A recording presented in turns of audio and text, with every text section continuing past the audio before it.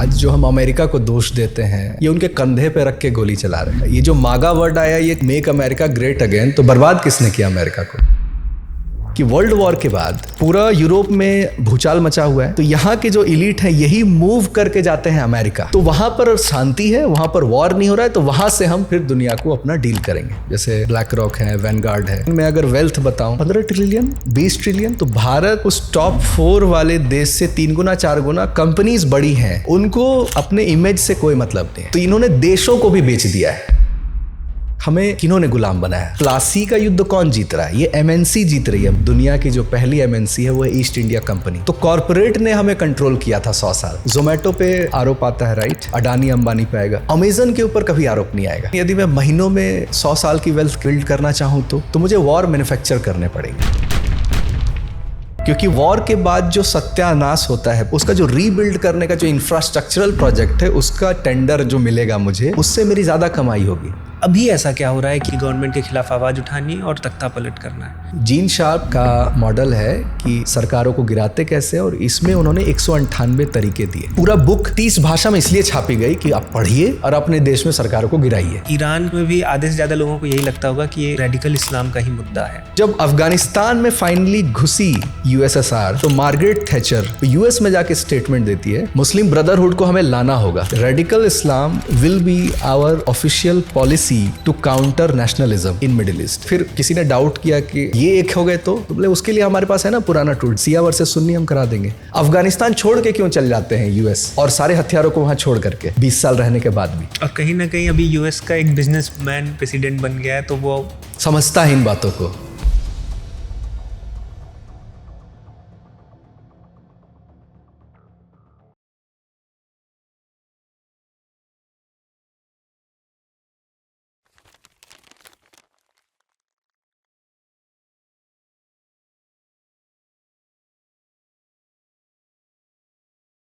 रवि जी नमस्ते। आपको भी नमस्ते विशाल जी। आपका हाइपरक्वेस्ट के इस नए एपिसोड में स्वागत है। और जब आपसे मिलते हैं तो बहुत गहरे हम लोग चले जाते हैं किसी भी विषय को जब हम उठाते हैं। पिछली बार जब आपसे मिले थे तो लेफ्ट और ये जो स्यूडो लिबरल है, ये किस तरह से काम करता है एक सोसाइटी में, राइट। उसके जो 11 पॉइंट प्लान आपने बताए थे कि काइंड ऑफ एक उसकी शपथ ही लेते हैं ये लोग, और उस पर फिर काम करते हुए कैसे रिफ्ट पैदा करते हैं, और फिर उसके बाद क्या क्या चीज़ें करते हैं, कैसे इनका जो पूरा एजेंडा है वो कैसे काम करता है। अभी रिसेंट में बहुत ढेर सारी फिनोमेना हुई हमारे पड़ोसी देशों में और बहुत ढेर सारे देशों में। तो सबसे पहले मैंने आपको याद किया कि आप आएँ और इस पर हम लोग फिर से डीप चर्चा करें। चाहे वो श्रीलंका का केस हमने देखा था, फिर बांग्लादेश में देखा, नेपाल में अभी जेंजी एक आइडियोलॉजी चली है कि जेंजी जो है वो रिजीम चेंज कर दे रहे हैं। फिर वेनेजुएला में हमने देखा कि किस तरह से वहाँ के सुप्रीमो को ही उठा लिया। अभी ईरान का केस चला है, तो ईरान पर भी हमने बात की थी। तो पिछले 1 साल के अंदर अंदर या 2 साल में हमने ऐसा देखा है कि अचानक से ये सत्ता परिवर्तन बहुत तेज़ी से आगे बढ़ रहा है। राइट। रिजीम चेंज की बात हो रही है। फिर हर जगह हमें ट्रम्प दिख रहे हैं, कुछ ना कुछ बोलते रहते हैं। तो इसके पीछे क्या आइडियोलॉजी चल रही है? और भारत में ऐसे बहुत ढेर सारे अकाउंट्स हैं, बहुत ढेर सारे लोग हैं जो भारत में भी सत्ता परिवर्तन चाहते हैं। तो ये क्या है, ये कौन करता है, इसके नुआंसेस क्या हैं, इसके मेथड्स क्या हैं? क्या मैं ऑब्जर्व कर सकता हूँ अपने चारों ओर देख के कि ये चीज़ भारत में भी चल रही है? तो इसके जो बारीकियाँ हैं उसमें आप ले चलिए। रिजीम चेंज जो शुरू हुआ है और जो हमने देखा, और इनफैक्ट मुझे लग रहा है ईरान में शायद हो भी जाए, राइट। तो इसकी जो पूरी इसके पीछे की कॉन्स्पिरेसी मैं नहीं बोलूँगा, जो इसके पीछे की आइडियोलॉजी है जो हिडन रहती है, राइट, उस पर बात करते हैं। तो ये क्या है, इस पर समझाइए। पहले तो आपका बहुत बहुत धन्यवाद मुझे फिर से आमंत्रित करने के लिए। जब भी विंटर ठंडे का समय आता है, हम सभी एक गर्म मुद्दे को लेके वापस प्रस्तुत हो जाते हैं। तो मैं तो पहले ही एक डिस्क्लेमर देना चाहूँगा कि हम जियोपॉलिटिकल एंगल से नहीं देख करके उसके पीछे की जो मेटा है, सिद्धांत क्या है, प्रिंसिपल्स क्या है, उस तरफ हम जाएंगे, राइट? क्योंकि हम भी दर्शन शास्त्र और फिलॉसफीज़ की बात करते हैं। तो एक उनका एक ट्रिगर क्या है, क्यों ये करते ही हैं, कैसे करते हैं, इन पे हम ज़्यादा बात करेंगे, राइट। कौन किसके साइड है, राइट, क्या पॉलिटिक्स चल रही है, G20 क्या है, UN क्या है, हम उधर तरफ बिल्कुल नहीं जा रहे। इनफैक्ट कोई अगर किसी के साइड है भी तो उसके पीछे भी कोई आइडियोलॉजी है, तो उस आइडियोलॉजी पर ही हम बात करते हैं। बिल्कुल। तो जो विषय आपने छेड़ा है वो है रिजीम चेंज, राइट। रिजीम मतलब एक ऐसा टर्म है जो सरकार, हम गवर्नमेंट बोलते हैं, उस गवर्नमेंट की लेजिटिमेसी समाप्त करना, उस सरकार को उसका परसेप्शन बिगाड़ना, इमेज बिगाड़ना और एनार्की क्रिएट करना या सरकार को गिरा देना, राइट। इसको एक टेक्निकल टर्म में रिजीम चेंज कहते हैं। मतलब इलेक्टोरल प्रोसेस से नहीं हो रहा, कोई चुनाव से नहीं हो रहा, इलेक्शन से नहीं हो रहा, लोगों के द्वारा नहीं हो रहा, वहाँ के लोगों के द्वारा बिल्कुल नहीं हो रहा। दिखता है कि कर रहे हैं वहाँ के लोग ही, लेकिन वहाँ के लोगों ने उसे इनिशिएट नहीं किया, उसका प्लान नहीं बनाया। ये टर्म रिजीम चेंज है, ठीक है। सबसे पहली बात लगता है कि लोग कर रहे हैं, बिल्कुल, बट मास्टरमाइंड कोई और रहता है। मास्टरमाइंड कोई और है, उसका इंटेंशन कुछ और है, राइट। ये सब जो है कहीं और प्लान बन रहा है, डिज़ाइन कहीं और बन रहा है, एग्जीक्यूशन लोगों के द्वारा करवाया जाता है, राइट। क्योंकि हर सोसाइटी में अपनी अपनी फॉल्ट लाइन है, पहले भी मैं बात कर चुका हूँ, कोई भी सोसाइटी परफेक्ट नहीं है, राइट। कमियां हर जगह है, इनएफिशिएंसी हर जगह है। उस तिल को ताड़ बनाना या उस फॉल्ट लाइन को बार बार लोगों के दिमागों में डालना और उसके प्रति क्रोध, आक्रोश पैदा करना एंड देन रिवोल्यूशंस को जन्म देना, तो ये पूरा जो प्रोसेस है इसको हम कह रहे हैं रिजीम चेंज, राइट। तो रवि जी, मैं रिजीम चेंज समझ गया, बट यही बात कि अभी ये जो हो रहा है हमारे पड़ोसी देशों में या जिन देशों की मैंने बात की, तो अभी ऐसा क्या हो रहा है कि हर जगह ये शुरू हो गया कि गवर्नमेंट के खिलाफ आवाज़ उठानी है और तख्ता पलट करना है, राइट। तो अभी क्या है ना, इस ज़माने में जब इंफॉर्मेशन इतना फास्ट फ्लो करता है, तो आप अचानक से कोई युद्ध भी स्टार्ट नहीं कर सकते। तो आजकल युद्ध नहीं होते, राइट, और होते हैं तो पॉकेट्स में हो रहे हैं। और युद्ध कराए क्यों जाते थे कि एक कंट्री पे, एक नेशन पे, एक एम्पायर पे मुझे अपना कंट्रोल स्थापित करना है। क्यों स्थापित करना है? रिसोर्स का कंट्रोल करना है, ट्रेड को कंट्रोल करना है, पैसा बनाना है, राइट। तो अभी तो वॉर नहीं हो रहे, लेकिन उसका अल्टीमेट गोल क्या है? पैसा बनाना, पॉलिसी कंट्रोल करना, ट्रेड रूट कंट्रोल करना, बिजनेस को कंट्रोल करना, डोमिनेट करना, नेगोशिएटिंग पावर कि हम डिसाइड करेंगे कि बिजनेस कैसे होगा, राइट। तो रिजीम चेंज से वो मीन उनका पूरा हो जाता है। मतलब पहले जो पैसा बनता था वो वॉर के थ्रू बन रहा था, अब वॉर हो नहीं रहे हैं, तो अब पैसा बनाने के लिए रिजीम चेंज एक नई चीज आई है। बिल्कुल, ताकि वो गवर्नमेंट उनको पैसा बनाने में ज़्यादा मदद करे। और यदि रिजीम चेंज हमने नहीं किया और वो सोसाइटी, वो सिविलाइजेशन अगर ग्रो कर गई, तो दुनिया को वो क्या दे देगी? ऑल्टरनेटिव मॉडल ऑफ गवर्नेंस दे देगी, और लोग फिर उस सभ्यता को देखने लगेंगे कि ऐसे भी आगे बढ़ा जाता है। और जैसे ही कोई सभ्यता अगर आगे बढ़ गई ब्रिटिश और यूएस को छोड़ करके, तो उनकी हेजेमनी अपने आप स्थापित हो जाएगी, सॉफ्ट पावर। तो कोई ब्रिटिश जैसा या यूएस जैसा नहीं बनना चाहेगा, वो बनने नहीं देना चाहेंगे।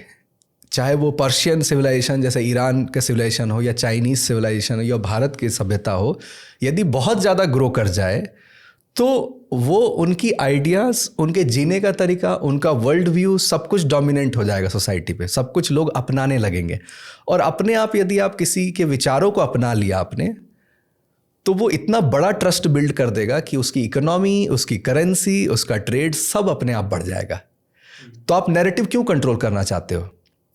सॉफ्ट पावर क्यों मेंटेन करना चाहते हो? ताकि आपको, आपके अमेरिकन ड्रीम को, लंदन में सेटल होने को आज भी बहुत बड़ा माना जाए कि हनीमून मनाना हो तो वेनिस मुझे जाना है, तो टूरिज्म से ही तो वो इकोनॉमी बन जाती है ना, राइट। लगातार ये नैरेटिव बना रहे कि पेरिस जाना, लंदन जाना, न्यूयॉर्क जाना, सुपीरियर है वो रेस, वो सिविलाइजेशन सुपीरियर है, आपको उनके जैसा बनना है। और जैसे ही आप उनके जैसा बनना चाहेंगे, वो रूल डिसाइड करेंगे कि हमारे जैसा बना कैसे जाता है, राइट। तो उस चीज को मेंटेन करने के लिए भी रिजीम चेंज होती है। सिर्फ ट्रेड, ऑयल, पैसा, डोमिनेंस, ये भी नहीं, सक्सेसफुल मॉडल ऑफ गवर्नेंस भी बढ़ने नहीं देना है, राइट। इसलिए कम्युनिज्म के खिलाफ यूएस हमेशा रही। हमने कम्युनिज्म पे बहुत बात की ना, कैपिटलिज्म पे नहीं की। आज हम द ओजी कैपिटलिस्ट को भी लाने वाले हैं कि यूएस का जो कॉलोनियल माइंडसेट है वो कैपिटलिज्म के थ्रू है, कम्युनिज्म के थ्रू नहीं है। तो वो देखती थी कि जहाँ जहाँ कम्युनिस्ट गवर्नमेंट अगर फॉर्म हो रही है तो वो विचार एंटी कैपिटलिस्ट है। तो अगर ये सारे देश इकट्ठा होने लगेंगे तो हमारा कंट्रोल छूट जाएगा, इसलिए छोटे देश वियतनाम को भी नहीं छोड़ रहे वो, राइट। अच्छा, तो ये रिजीम चेंज का एक कारण है। बाकी जो स्ट्रेट फॉरवर्ड कारण है जो लोगों को लगता है और है भी उनके पॉलिसी का पार्ट है कि अगर इंडिया ग्रो कर रही है तो पाकिस्तान को सपोर्ट करो, चाइना ग्रो कर रही है तो इंडिया को सपोर्ट करो, इज़राइल का फॉर्मेशन करो इन बिटवीन मिडिल ईस्ट, ताकि वहाँ नज़र रख पाए, वहाँ एक परमानेंट कॉन्फ्लिक्ट जीवन भर सदियों तक बना रहे, ताकि मिलिट्री के इक्विपमेंट्स हम बेचते रहें। और वो अनस्टेबल रहेगा तो वो ग्रो नहीं कर पाएंगे और वो एक आइडियल सिविलाइजेशन या आइडियल स्टेट नहीं बनेंगे, राइट। लेकिन इसमें आपने बोला कि वॉर जो होते थे वो भी पैसा कमाने के लिए होते थे, तो वो समझाइए। बल्कि आज भी हैं, आप ध्यान से देखिए, झारखंड का जो बजट है साल का, जहाँ से मैं आता हूँ, और रफेल का जो परचेज का बजट है 80,000 करोड़, अगर 30,000 करोड़, ऐसे शब्दों का मैं प्रयोग कर रहा हूँ। तो एक कंपनी, एक स्टेट की जो साल भर का जो बजट है उसके बराबर आप एक डील कर ले रहे हो, राइट। तो छोटा सा एक बिजनेस मॉडल पे यदि मैं स्टार्ट करूँ, एक राशन दुकान है तो अच्छा 20% मार्जिन पे काम कर रहा है। एक स्टार्टअप है तो एक फंडिंग लेकर के वैल्यूएशन पे पैसा बनाना है, लॉस मेकिंग होते हुए भी। लेकिन इन सबको समय लगता है, राइट। ठीक है, टाटा को 100 साल लगा, फ्लिपकार्ट को 10 साल लगा। लेकिन यदि मैं महीनों में 100 साल की वेल्थ बिल्ड करना चाहूँ तो मुझे वॉर मैन्युफैक्चर करने पड़ेंगे, ठीक है। क्योंकि वॉर में मिलिट्री इक्विपमेंट भी बिकते हैं और वॉर के बाद जो सत्यानाश होता है, पूरा जो डिस्ट्रक्शन होता है, उसका जो रीबिल्ड करने का जो इंफ्रास्ट्रक्चरल प्रोजेक्ट है, उसका टेंडर जो मिलेगा मुझे, उससे मेरी ज़्यादा कमाई होगी। सोचिए, रोड का नेटवर्क में इतना पैसा लगता है तो पूरा देश जो बर्बाद हो जाए उसको रीबिल्ड करने का काम कितना पैसा बनेगा। और उसका बहुत मैकेनिज्म, वर्ल्ड बैंक से पैसा आ जाएगा, वो कह देंगे कि हम टैक्स पेयर मनी से आपको लौटा देंगे, राइट। तो जनता का पैसा डायरेक्ट जनता से नहीं लेना है, एक लाइजनर है बीच में। वो गवर्नमेंट जो बेहतर लाइजनर बन पाएगा, ऐसी गवर्नमेंट को वो सपोर्ट करेंगे। जो भी बोलेगा नहीं, मैं डॉलर में नहीं डील करूंगा, मैं अपनी करेंसी में डील करूंगा, मैं अपनी पॉलिसी बनाऊंगा, हम एक सॉवरेन स्टेट है, मैं डिक्टेट करूंगा अपने देश की पॉलिसी, तो ये एमएनसीज को बहुत बुरा लगेगा, बहुत बुरा लगेगा कि ये कैसे डिसाइड कर रहे हैं कि बिजनेस इनके देश में हम कैसे करेंगे। अब देखिएगा, एक बड़ा जोमेटो पे आरोप आता है, राइट। उस पे आएगा, अडानी अंबानी पे आएगा, अमेजन के ऊपर कभी आरोप नहीं आएगा। आपने कभी नोटिस किया हो, अमेजन के ऊपर कोई भी बात नहीं करेगा। तो वो बिग ओजी, बिग एमएनसी है, उसके अगेंस्ट नैरेटिव भी नहीं बनता। बिलियनर तो कैपिटलिस्ट तो वो भी हैं, राइट। तो वॉर पे यदि मैं आना चाहूँ, जो आप प्रश्न करना चाह रहे थे, तो वॉर का एक एग्जाम्पल मैं देना चाहता हूँ। कब इन्होंने देखा कि वॉर से बहुत पैसा बनता है, बहुत ज़्यादा पैसा बनता है, ठीक है। अच्छा। तो सब एक बहुत जो फेमस वॉर है वाटरलू का, जहाँ पे नेपोलियन है, हमने स्कूल में भी बहुत पढ़ा कि वाटरलू का जो वॉर है वो नेपोलियन हार जाता है। ये फ्रांस वर्सेस ब्रिटेन मान के चलिए। आज का जो ब्रिटेन है उससे थोड़ा अलग है वो, लेकिन उस समय वैसे भी फ्रांस, जर्मनी, ब्रिटेन, इसको हम वेस्ट नहीं बोलते थे, ये सब अलग अलग ही थे, राइट। सब लोग एम्पायर ही बनना चाहते थे कि हमारा हेजेमनी पूरे वर्ल्ड में इस्टेब्लिश हो, है। तो वहाँ पर जो रॉथस्चाइल्ड फैमिली है वो क्या करती है, एक इन्वेस्टमेंट लेती है, क्योंकि वो फाइनेंस टाइकून के रूप में स्थापित हो चुके हैं, फ्रांस में भी, जर्मनी में भी, ब्रिटेन में भी। उस समय एक ही परिवार अलग अलग देशों में अपनी एक बैंक स्थापित कर चुका है, ठीक है। बड़े बिजनेसमैन। तो एक मेरा कॉमन सेंस भी कहता है कि वॉर करना है तो उसके लिए बहुत पैसा चाहिए, राइट। क्योंकि वेपन्स भी चाहिए और फूड भी चाहिए, लॉजिस्टिकल सपोर्ट चाहिए, राइट। पूरी यात्रा करनी है तो पैसा चाहिए ही, बिना पैसा के वॉर होगा नहीं। कंट्रीज रोड बनाने लगते हैं, राइट, यस। तो इन्होंने दोनों तरफ पैसा लगाया। दोनों तरफ मतलब फ्रांस के तरफ भी पैसा लगाया और ब्रिटेन के तरफ भी पैसा लगाया। अच्छा। और ये फ्रेंच थे, ये जर्मन है, रॉथस्चाइल्ड जर्मन है। अच्छा, ये जर्मन है, राइट। फ्रांस में भी पैसा दे रहे हैं और ब्रिटेन में भी दे रहे हैं युद्ध के लिए। और ज्यूज हैं, यहूदी हैं। अरे बाप रे। यहूदी बैंकर हैं और ये हिस्टोरिकली बहुत बड़े बैंकर रहे हैं, ऐसा नहीं कि, और बल्कि इनके प्रति जो एंटीसेमिटिज्म है उसका एक बेसिक लॉजिक ये है कि मान लीजिए इन्होंने 100 लोगों को लोन दिया और लोन लोग चुका नहीं पा रहे हैं, तो वो 100 लोग क्या चाहेंगे कि ये बैंकर को यदि मैं मार दूं तो हमारा लोन का पचड़ा समाप्त हो जाएगा, राइट। तो ये ज्यूज एंटी ज्यू सेंटीमेंट वहाँ से आता है कि ये वेल्दी लोग हैं और नैरेटिव बनाओ कि ये शोषण करते हैं तो इनको मार दोगे, राइट, तो ये पैसे वाला जो मैटर है वो हम सॉल्व हो जाएगा, राइट। तो ये फाइनेंसिंग उस समय भी कर रहे हैं। तो अब लोग भी डाल के रखे हैं दोनों तरफ कि पता लगाओ कि वॉर जीत कौन रहा है। तो यदि एक्सपर्ट ने बताया कि फ्रांस लग रहा है हार रहा है वॉर, तो इसको इंश्योर कैसे करेंगे? उस फंडिंग को ब्लॉक करके, कम करके, स्लो डाउन करके। अच्छा, अगर इनको इनपुट ये मिला कि फ्रांस हार रहा है और ये गलत ना हो तो उसकी फंडिंग कम कर देते हैं। कम करने, इससे आप इंश्योर कर पाओगे ना कि ये हारेंगे ही।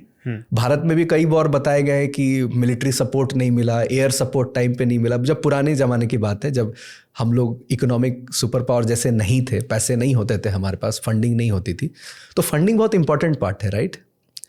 मिलिट्री को मेंटेन रखना, उनको अपडेटेड रखना, मॉडर्नाइज करना, इसके लिए पैसा लगता है।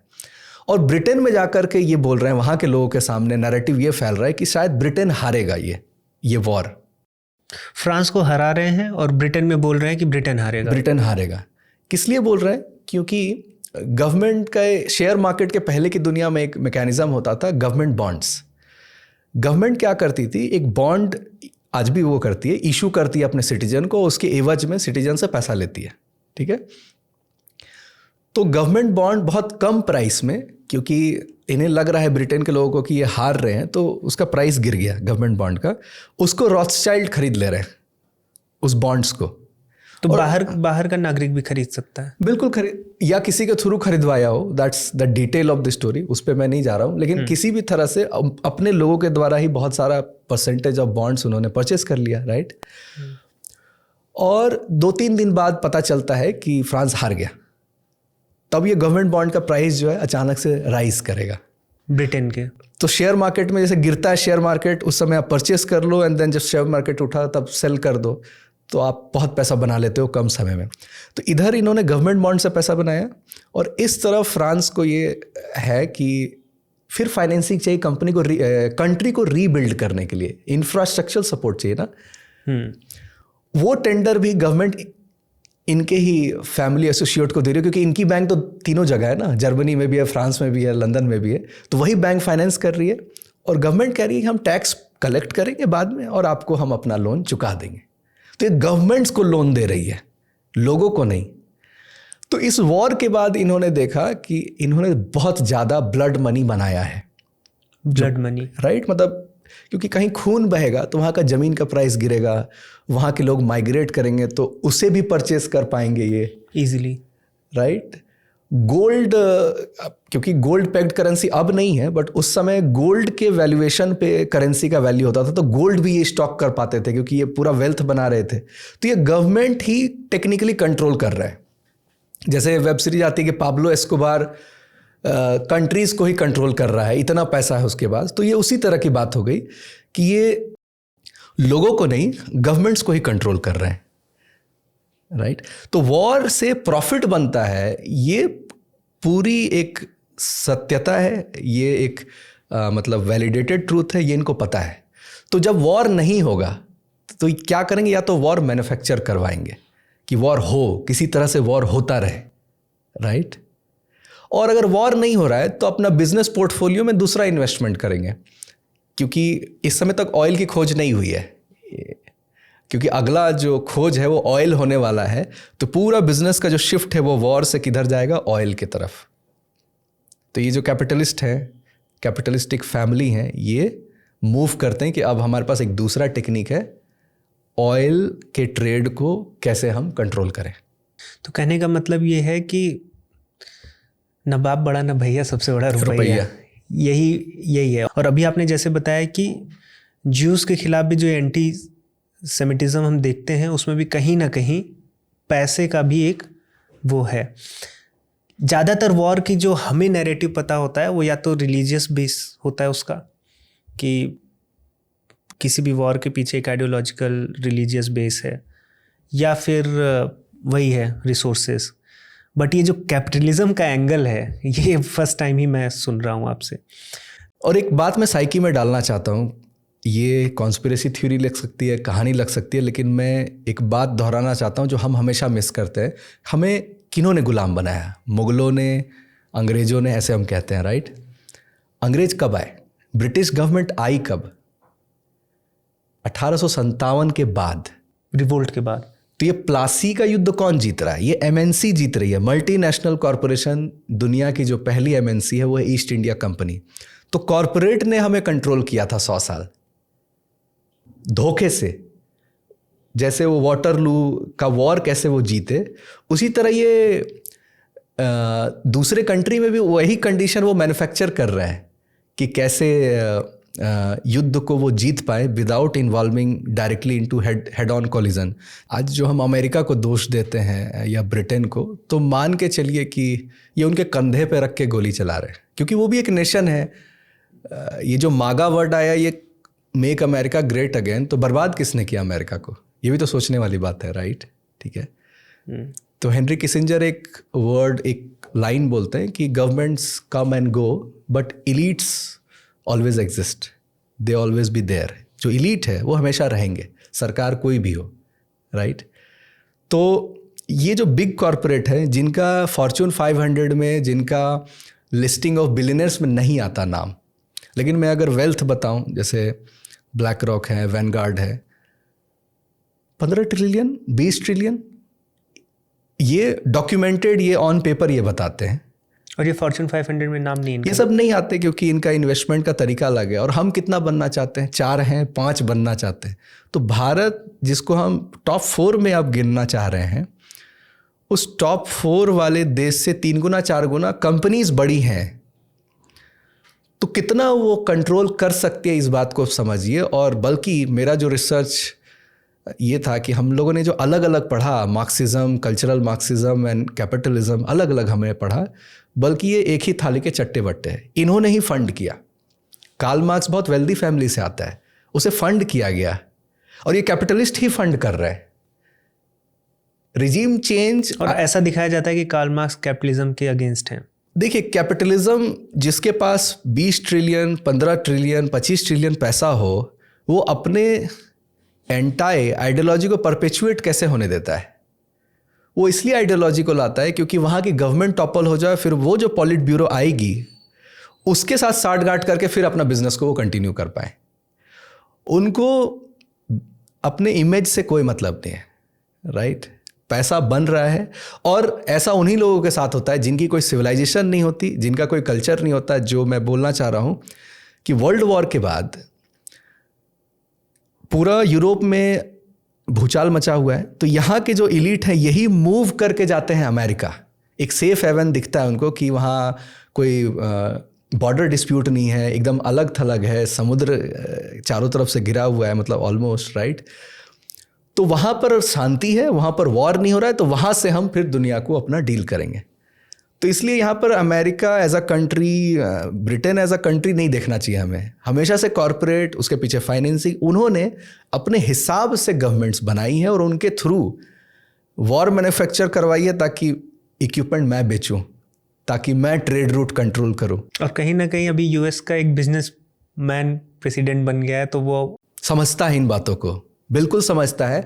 और एक नैरेटिव क्या बनता है कि देखो कितना पागलपन, कैसा प्रेसिडेंट आ गया है, राइट? कि क्या क्या डिसीजंस ले रहा है, रातों रात ये वेनेजुएला इसको उठा ले रहा है, कनाडा के अगेंस्ट बोल रहा है। न्यूज़ तो ऐसी आ रही है कि ग्रीनलैंड है, एक नेटो मेंबर है, उसको बचाना है। और किससे बचाना? यूएस है, जो इटसेल्फ अ नेटो मेंबर है। तो ये नेटो मतलब क्या हुआ? एक ही नेटो मेंबर दूसरे नेटो मेंबर पे क्यों चढ़ रहा है? इसका मतलब इसका फॉर्मेशन कोई और, किसी और ने किया है, जो मेक अमेरिका ग्रेट अगेन से अलाइन नहीं करता। तो बेसिकली जो इन्होंने वर्ल्ड पुलिसिंग जो यूएस ने फैलाई कि पूरे दुनिया में कंट्रोल करना है, आपको यूनिपोलर वर्ल्ड बनाना है, उससे जो उनकी करेंसी बर्बाद हुई है, उससे उनका देश बर्बाद हुआ है। जो डेट जो आप देखते हैं, यूएस इतना डेट कितना बढ़ गया। और मीम्स भी आती है कि हम यूएस के लोग कहते हैं कि हम किसे ओ करते हैं, थैनोस को। ये डेट किस वजह से आ गया भाई? तो डॉलर को एज अ करेंसी निचोड़ा गया है और इससे प्रॉफिट बनाया है इलीट्स ने। तो इन्होंने देशों को भी बेच दिया है, और क्योंकि वो उनका अपना देश नहीं है, क्योंकि नेटिव अमेरिकन्स तो रहे नहीं, राइट, जो उस मिट्टी के नहीं है उसको उस मिट्टी से प्यार नहीं, तो वो वही ब्रिटिश एम्पायर वाले लोग हैं जो न्यूजीलैंड, ऑस्ट्रेलिया, दुनिया में फैले, रूट्स नहीं है, एज ए इमिग्रेंट रहे, जिनको पैसे कमाने से मतलब है, चाहे जिस धरती पर रहते हैं वो देश ना क्यों ना बर्बाद हो जाए, वो कल्चर क्यों ना आ जाए। तो रवि जी, जैसे आपने बताया कि पैसा कमाने वाले इस दुनिया को चला रहे हैं और तरह तरह के नैरेटिव्स हमारे सामने आते हैं, जैसे अभी ईरान की ही आप बात करिए, तो ईरान का मुद्दा मुझे ऐसा लग रहा है, एक्सपर्ट्स भी जो होंगे उसमें भी आधे से ज़्यादा लोगों को यही लगता होगा कि ये रेडिकल इस्लाम का ही मुद्दा है, कि उन्होंने वहाँ पर शरिया लगा दिया या कुछ चीज़ें बंद कर दी, उसके खिलाफ स्वतंत्रता के लिए वहाँ पर प्रोटेस्ट हो रहा है।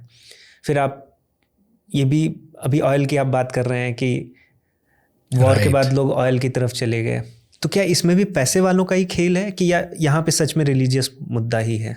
सबसे पहले तो ये मैं बता दूं कि जब ऑयल की डिस्कवरी हुई तो सभी, क्योंकि उस समय वेस्ट नहीं है, ब्रिटेन, फ्रांस, जर्मनी, यूएस, अब 4 और रशिया 5 हो गए, सबको सिक्योर कर रहा है मिडिल ईस्ट में अपना अपना स्थान।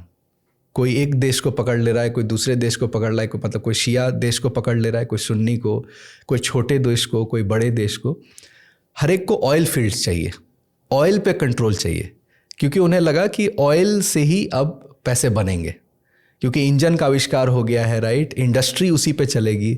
तो रूट है कि ऑयल का प्राइस जो भी होगा उसके हिसाब से इकोनॉमी में इन्फ्लेशन होगा या वो थ्राइव करेगी, ठीक है।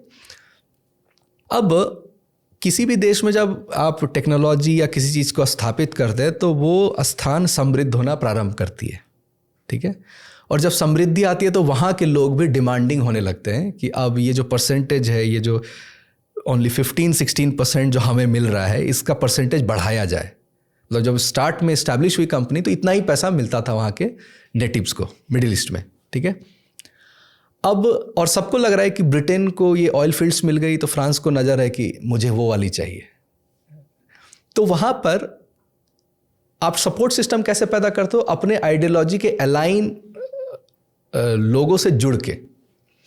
जैसे ईरान है तो पर्शियन सिविलाइजेशन से जुड़ी हुई है, तो थोड़ा फ्री सोसाइटी रही, हाँ, उनका जीने का तरीका अलग रहा, राइट। और उनका अटैचमेंट रशिया से हुआ, उनके जीवन जीने के तरीकों को उन्होंने अपनाया। इवन अफगानिस्तान, जो भी फोटो चलते हैं ना 70s में, देखो छोटे कपड़े पहने थी, स्पोर्ट्स टीम में लड़कियां भी थीं। ये किस वजह से है? ये एक मॉडर्निटी जो सोवियत प्रस्तुत कर रहा है इनके सामने ना। सोवियत इनको अगर मॉडर्न बना रहा है तो ये उसके साइड चले गए, तो अब यूएस देखेगा कि ये नेशनलिज्म और ये मॉडर्निटी, उनके जीवन जीने का तरीके को हम कैसे काउंटर करेंगे और क्या है, तो उसका एंटीथेसिस क्या है। तो जब अफगानिस्तान में फाइनली घुसी यूएसएसआर, तो मार्गरेट थैचर, ब्रिटेन की जो आई थिंक प्रधानमंत्री, राइट, यूएस में जाके स्टेटमेंट देती है कि radical Islam will be our official policy to counter nationalism in Middle East. Muslim brotherhood को हमें लाना होगा। तो उन्होंने फिर किसी ने डाउट किया कि और ये एक हो गए तो अगर उम्मा सफल हो गया तो फिर तो आपको नहीं काम करने देंगे। तो बोले उसके लिए हमारे पास है ना पुराना टूल, डिविडे या टेम्परा, सिया वर्सेस सुन्नी हम करा देंगे।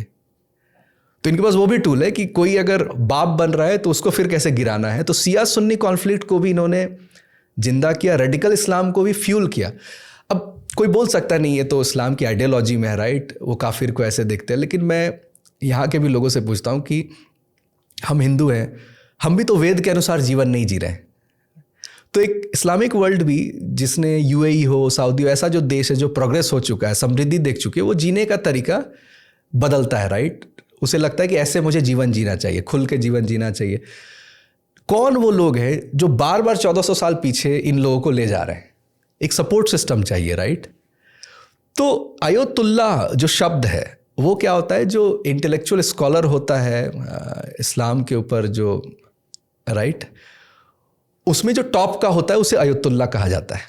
तो ये आयतुल्लाह खोमेनी, इसको यूएस का सपोर्ट है, क्योंकि पहले किसका सपोर्ट था? यूएसएसआर का सपोर्ट था। तो पहले तो बाइपोलर वर्ल्ड था, राइट, आइदर तुम यूएसएसआर के साइड हो या तुम यूएस के साइड हो, दो पोल में बटा हुआ है। तो जहाँ जहाँ इनको डेमोक्रेसी ऑलरेडी थी या मॉडर्न वे ऑफ लिविंग थी, लिबरल वे ऑफ लिविंग थी, वहाँ पर ये डिक्टेटर को यूएस स्थापित करता था। और कभी कभी वो जो डिक्टेटर अगर वो अपना रूप दिखा दे, जैसे सद्दाम हुसैन है या गद्दाफी, अगर बाद में ये बोलने लगे कि हम अफ्रीकन डॉलर बनाएंगे, तो इनको लगा अच्छा डॉलर पे ये आने लगे, अब इन गवर्नमेंट्स को हमें गिराना पड़ेगा या उनका असैसिनेशन करना पड़ेगा। यहाँ तक ये बोल देना पड़ेगा कि 9/11 में भी सद्दाम हुसैन और इन लोगों का हाथ था, राइट। और बल्कि ओसामा बिन लादेन को आप देखेंगे तो इसे उसी मार्गरेट थैचर की जो फिलॉसफी है, आइडियोलॉजी है कि रेडिकल इस्लाम हमें खड़ा करना है, उसमें ही उसे ट्रेन किया गया था। और ये कैसे आपको समझ में आएगा कि यूएई में जो एलीट है वो क्या कह रही है, हम अपने बच्चों को यूके नहीं भेजेंगे क्योंकि वहाँ रेडिकल हो जाएंगे। अब ये अजीब सी बात है, इस्लामिक वर्ल्ड में लोग रेडिकल नहीं बनेंगे, यूके भेजने के बाद रेडिकल हो जाएंगे। ये भी यूएई, राइट, ये न्यूज आपने सुना, राइट। तो ऐसा क्या होता है यूके में? वही ब्रिटिश एम्पायर जो डिविडेड टेम्पेरा में किसी एक पक्ष को यदि हराना, अगर हिंदू को हराना है तो मुस्लिम को एम्पावर करना पड़ेगा, राइट। अगर नेशनलिज्म को काउंटर करना है तो मुस्लिम ब्रदरहुड को आगे लाना पड़ेगा। तो आईसिस हो, मुजाहिदीन हो, तालिबान हो, या तो यूएसएसआर है या तो अमेरिका में। तो इन दोनों की लड़ाई में इन्होंने एक ऐसा वर्ल्ड क्रिएट किया और इनको ऐसा लगा कि यहाँ के खलीफा को यदि हम कंट्रोल कर लेंगे तो हम उस ऑयल फील्ड को कंट्रोल कर पाएंगे, जिसमें वो गलत थे। तो मतलब इसमें इस्लामिक रेडिकलिज्म जो वो बाई डिफ़ॉल्ट नहीं है, ठीक है, वो पोषित है हिस्टोरिकली जैसे भी हो, लेकिन इतना खूंखार होना कि पूरे दुनिया में टेररिज्म मचा देना, हथियार चाहिए ना, पैसा चाहिए ना। एक जो फंक्शनिंग इकोनॉमी नहीं है, ये हमास है या फिर जो भी रेडिकल आइडियोलॉजी वाले ग्रुप्स हैं, इनको पैसा तो चाहिए ना, हथियार तो चाहिए ना। ये कौन देता है? अफगानिस्तान छोड़ के क्यों चले जाते हैं यूएस, और सारे हथियारों को वहाँ छोड़ करके 20 साल रहने के बाद भी यूएस, राइट। क्या है ये स्टोरी क्या है? जैसे जो मैंने कहा कि सभी को एक वर्ल्ड मैप में पार्टिकुलर ज्योग्राफी पे कंट्रोल चाहिए। कहीं सुएज कैनाल है, कहीं ऐसी कैनाल है, कोई सी है, ऐसी ट्रेड रूट है जिस पे 60% 70% ट्रेड होता हो, उस एरिया को कंट्रोल करना है। और यदि छोटी कंट्री है तो उसको कंट्रोल करना और आसान है। तो इंडिया से बेहतर कंट्रोल करना आसान है या तो पाकिस्तान या अफगानिस्तान, राइट। तो ये आचार्य चाणक्य का भी जैसे है कि शत्रु का शत्रु मेरा मित्र है। तो अगर पाकिस्तान को यूएस सपोर्ट कर रहा है तो अफगानिस्तान को कोई और सपोर्ट करेगा, राइट। जैसे इंडिया अफगानिस्तान को करता है, इवन तालिबान होते हुए भी इसके पॉलिसी में है कि मुझे सपोर्ट करना, राइट। काउंटर करने के लिए तो गुट बढ़ जाती है। और गुट में कोई अगर अच्छा साइड है, मतलब फिलॉसफिकली कि डेमोक्रेटिक है, लिबरल है, तो दूसरे तरफ मोनार्क और डिक्टेटर को यही खड़ा करते हैं।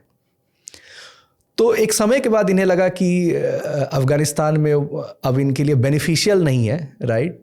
तो उस चीज़ को उन्होंने छोड़ दिया, लेकिन हथियार छोड़ दिए कि ताकि वो रेडिकलिज्म नहीं समाप्त हो जिसको वो परपेचुएट कर रहे हैं। और इसी का नतीजा ये है, क्योंकि ये इनकी ऑफिशियल पॉलिसी रही, जो ग्रूमिंग गैंग है यूके में, इसके अगेंस्ट ये कुछ नहीं बोलते। ये पॉलिटिकल करेक्टनेस है, ये आई कहाँ से, या कम्युनिज्म और रेडिकल इस्लाम एक साथ कैसे आ गई? ऑफिशियल पॉलिसी है ये कि हमें इनके अगेंस्ट नहीं बोलना है, क्योंकि इससे तो हम ही परपेचुएट कर रहे हैं। तो ये रिजीम चेंज क्यों हो रहा है? अब जैसे ईरान पे अगर मैं वापस आऊँ तो जो भी है 30-40 साल पहले जीने का जो तरीका है वहाँ के फीमेल्स का बहुत अलग था। जो खुलापन था, राइट, वो जो एंजॉय कर रहे थे, प्लेजर ड्रिवन जो सोसाइटी थी, ये घुट घुट के 30 साल से रहे। क्योंकि ऑलमोस्ट जो आपने कहा कि शरिया के लेवल पे तो दिखता बाहर से यही है, लेकिन 30 साल तक सपोर्ट किसका था, राइट। तो यहाँ पर यूएस की करेंसी वीक हो रही है, या यूएस अब अपने देश पर ध्यान देना चाहता है, इसलिए इसने जहाँ जहाँ डॉलर को मेंटेन रखने के लिए, जो डॉक्टर अंकित शाह भी कहते हैं कि 2 बकेट थ्योरी बना के रखी थी कि India Pakistan, Israel Palestine, Taiwan China, right, ऐसे जितने भी कॉन्फ्लिक्टिंग जोन्स है इसको मेंटेन किया गया ताकि डॉलर को खर्च करके हथियार खरीदा जा सके बार बार। जब तक वो कॉन्फ्लिक्ट रहेगा तब तक वॉर की संभावना रहेगी। दोनों देश बोलेंगे हम भी न्यूक्लियर, हमको भी ये मेंटेन करना, आर्टिलरी रखना है। और जहाँ कॉन्फ्लिक्ट खत्म हो जाएगा तो हथियार की स्पेंडिंग कम हो जाएगी ना, राइट। रिफ्ट आपने बताया कि इंडिया पाकिस्तान, इजराइल पैलेस्टीन, ये इसको यूएस या डॉलर को मेंटेन रखने के लिए दुनिया में ये बनाए गए थे दो दो देश, और डॉलर जैसे जैसे कमज़ोर होगा ये दोनों देश की थ्योरी जो है वो उतनी पावरफुल नहीं रहेगी। कैसे, इसका क्या रिलेशन है डॉलर से? क्योंकि कॉन्फ्लिक्टिंग जोन रहेगी, मतलब क्या है ना, डॉलर इज़ दी वर्ल्ड की करेंसी है। हथियार कौन बेच रहा है आपको? यूएस का मिलिट्री इंडस्ट्री कॉम्प्लेक्स, ठीक है। इजराइल में ठीक है इनोवेशन सेंटर से, बट हथियार बेच कौन रहा है? तो बेचा करेंसी किस करेंसी में जाएगा? डॉलर में।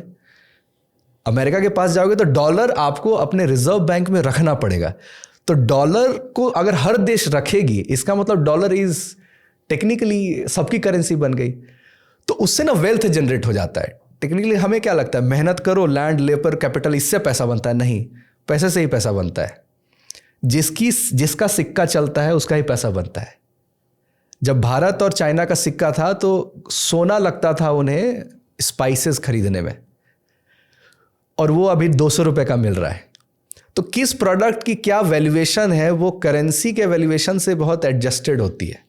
तो यूएस जिस भी चीज़ में आगे है, सॉफ्टवेयर में, टेक्नोलॉजी में, हथियारों में, वो चीज़ महंगी होगी, उससे ज़्यादा पैसा बनेगा। और करेंसी क्योंकि वो दूसरों के पास नहीं है, और करेंसी वो छापते रहेंगे। और क्योंकि वो करेंसी पूरे दुनिया में फैल जाएगी तो इन्फ्लेशन कंट्रोल रहेगा। यदि आप एक ही देश में नोट छापते जाओ तो बहुत महंगाई आएगी, आप ऐसे नहीं छाप सकते नोट। लेकिन अगर पूरे दुनिया में आपकी करेंसी फैली हुई है तो दूसरा देश बर्बाद होगा ज़्यादा नोट छापने से, आप संभल के रहोगे। लेकिन अभी वो थ्रेशोल्ड आ चुका है कि अब यूएस को भी उसका इम्पैक्ट मिल रहा है। अब वो अपने आप को स्ट्रेच नहीं कर सकते, इसलिए अब बोल रहे हैं कि डी डॉलराइजेशन की तरफ हम बढ़ रहे हैं। मतलब वापस से गोल्ड स्टैंडर्ड की तरफ दुनिया बढ़ रही है, जो 1971 में ख़त्म हो गया था। 1971 में स्ट्रैटेजिकली गोल्ड को करेंसी से अलग कर दिया गया था। तो डॉलर को मेंटेन रखने के लिए कॉन्फ्लिक्टिंग जोन रखे गए थे। डॉलर किस पर बेस्ड है करेंसी? किसी पे बेस्ड नहीं है, वो जितना मन उतना छाप सकते हैं। यही चाइना को समझ में आई कोविड के समय। उन्होंने 40 साल में एक्सपोर्ट किया, 3 ट्रिलियन कमाया चाइना ने। 40 साल मेहनत करके एक्सपोर्ट करके कितना पैसा कमाया? 3 ट्रिलियन।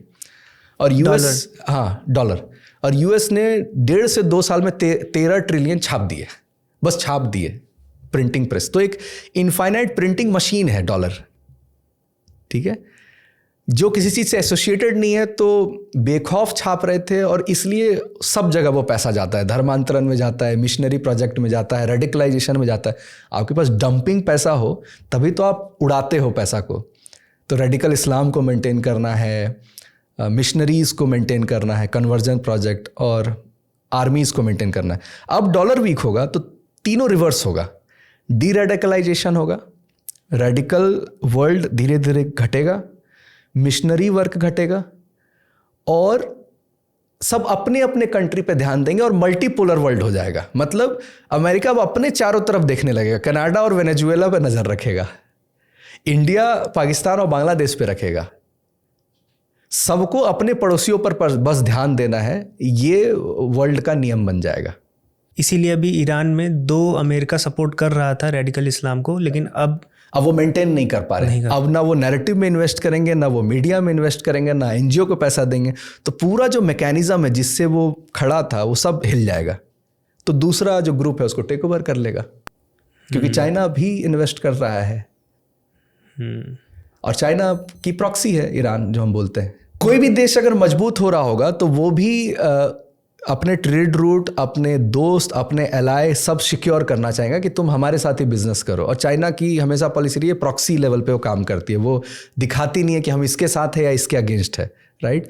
तो ईरान को चाइना की ही प्रॉक्सी माना जाता है, क्योंकि जो पुरानी लड़ाई थी कि Russia, Britain, Germany, France, US oil field को कंट्रोल करना चाहती थी, उसमें नए प्लेयर्स जुड़ रहे हैं जिसमें चाइना भी है। अच्छा, तो अब चाइना ईरान में अपना कुछ देख रहा है, राइट। तो अब उसको उसके अकॉर्डिंग वाली सरकारें चाहिए, तो रिजीम चेंज होगा, राइट। ये आपकी प्रेडिक्शन है? ये मतलब ये मीडिया में भी है, ये तो ऑब्वियस है, क्योंकि अब यूएस नैरेटिव भी नहीं कंट्रोल करना चाहता है, क्योंकि वो थक चुका है इलीट को सर्व करते करते। इन सब में आप भारत को कहाँ पाते हैं? भारत में क्या ऐसी सरकारें रही हैं जो बाहर के इंटरेस्ट से चली हों, या चूंकि अभी बातें लगातार उठी हैं नेपाल में देखा है, बांग्लादेश में देख रहे हैं, तो क्या भारत में भी ये ताकतें काम कर रही हैं? आपने जैसे बताया कि देश बड़ा होता है, मल्टी लेयर्ड होता है, तो इतना आसान नहीं होता है एक देश में तख्ता पलट।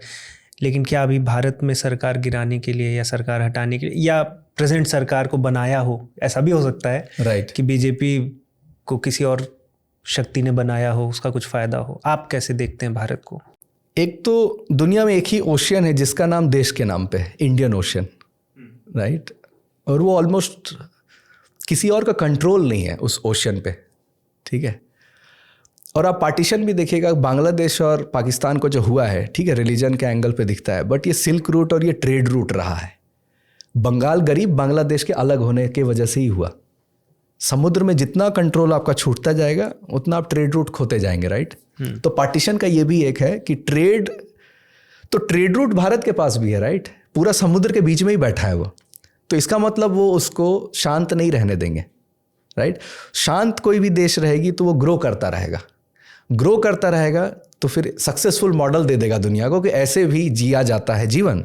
जो विश्वगुरु वर्ड बहुत लोगों को रेटोरिक लगता है, बट अखंड भारत विश्वगुरु ये शब्द क्यों आ रहे हैं? क्योंकि लुकअप करे दुनिया के दूसरे देश, अफ्रीका हमें देखता है कि ऐसे भी ग्रो किया जाता है, दूसरे को पुलिसिंग करके नहीं, दूसरे के सरकार को गिरा के नहीं।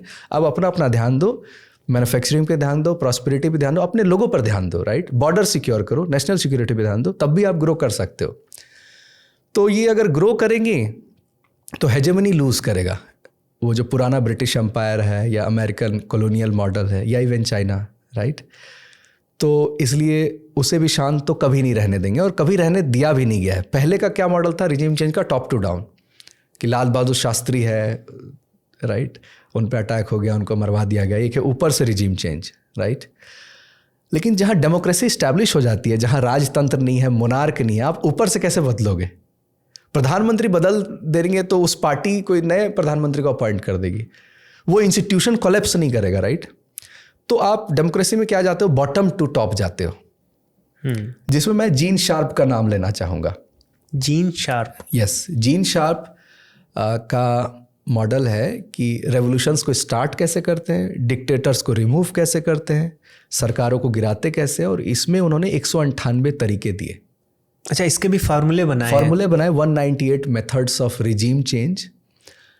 पहले तो यूरी बेजमेनोव बहुत फेमस थे, जब सोवियत रिजीम चेंज करवाता था तो वो तो आइडियोलॉजिकल सबवर्जन करवाता था कि वो एक सभ्यता के लोगों को ही डीमोरलाइज कर देना, अपनी आइडेंटिटी से दूर कर देना, देशभक्ति समाप्त कर देना, लड़ने की क्षमता ही समाप्त कर देना, लड़ना ही ना चाहे, नेशनलिज्म के प्रति उसका कोई भाव ना रहे। वो सोवियत का मॉडल था। हम जो रूसी भाई भाई कहते हैं, वो भी भाई भाई नहीं रहे, राइट? जियो पॉलिटिक्स में कोई भाई और परमानेंट एनिमी नहीं है कोई भी। जीन शार्प क्या कर रहे हैं? आजकल का जो तरीका है, जब सोशल मीडिया आपके पास है, राइट, तो हाउ यू बिल्ड नैरेटिव, आप एनार्की, केओस कैसे क्रिएट करते हो। और जो भारत में आपने टूल किट देखा, अवार्ड वापसी गैंग, राइट, इंस्टीट्यूशंस को ही गाली देना, इलेक्शन कमीशन ही, एक है कि ईवीएम हैक्ड है, वो एक बात है, आप डाउट कर सकते हो उस पर, लेकिन एक है कि नहीं, इलेक्शन कमीशन ही बिकी हुई है, सुप्रीम कोर्ट ही लायक नहीं है, राइट? सारे संस्थानों की जो लेजिटिमेसी है, चैलेंज उसके प्रति जो लोगों का ओबीडियंस है, उसमें सिविल डिसोबीडियंस को पैदा करना, ये जीन शार्प कर रहे हैं और ये सक्सेसफुल हुए। उन्होंने ही, उनके ही बुक से वो अरब स्प्रिंग क्रिएट हुआ, जिसमें सीरिया बर्बाद हुई, टूनिशिया छोड़ करके लीबिया, इजिप्ट, यमन, सारे देश बर्बाद हुए इसी अरब स्प्रिंग की वजह से, जो जीन शार्प के इस मॉडल से रन की, जिस इंस्टीट्यूट का नाम है अल्बर्ट आइंस्टीन इंस्टीट्यूट। इंस्टीट्यूशन का भी नाम देखिए क्या है, अल्बर्ट आइंस्टीन। किस चीज़ का इंस्टीट्यूट है ये? यही रिजीम चेंज, सोशल इंजीनियरिंग कैसे करते हैं एक जनता में, जैसे नेपाल है, छोटे देश है, राइट? ये सिखाया भी जाता है रिजीम चेंज, ये ट्रेन भी किया जाता है।